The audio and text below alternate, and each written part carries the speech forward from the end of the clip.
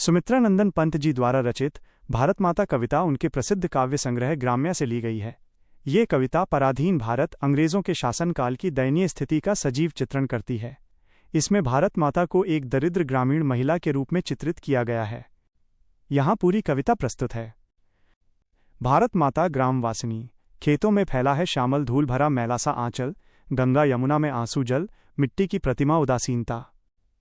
दैन्य जड़ित अपलक नत चितवन, अधरों में चिर नीरव रोदन, युग युग के तम से विषण्ण मन, वो अपने घर में प्रवासिनी।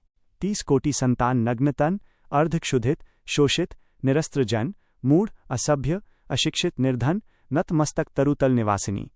स्वर्ण शस्य पर पदतल लुंठित, धरती सा सहिष्णु मन कुंठित, क्रंदन कंपित अधर मौन स्मित, राहु ग्रसित शरदेन्दु हासिनी। चिंतित भ्रिकुटी क्षितिज तिमिरांकित, नमित नयन नभ वाष्पाच्छादित, आनंद श्री छाया शशि उपमित, ज्ञान मूढ़ गीता प्रकाशिनी। सफल आज उसका तप संयम, पिला अहिंसा स्तन्य सुधोपम, हरति जनमन भय, भव तम भ्रम, जग जननी जीवन विकासिनी। कविता का मुख्य अर्थ और व्याख्या। ग्रामवासिनी, पंत जी कहते हैं कि भारत की आत्मा गांवों में बसती है।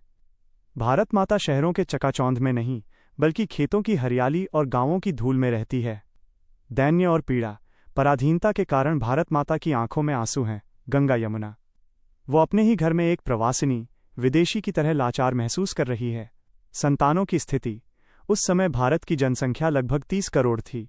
कवि बताते हैं कि उसकी संतानें भूखी, नंगी और शोषित हैं। वे पेड़ों के नीचे रहने को मजबूर हैं। अहिंसा का संदेश, कविता के अंत में आशा की किरण दिखती है। कवि कहते हैं कि भारत माता अपने अहिंसा रूपी दूध से पूरी दुनिया का भय और अंधकार दूर करेगी और जग जननी के रूप में फिर से गौरव पाएगी।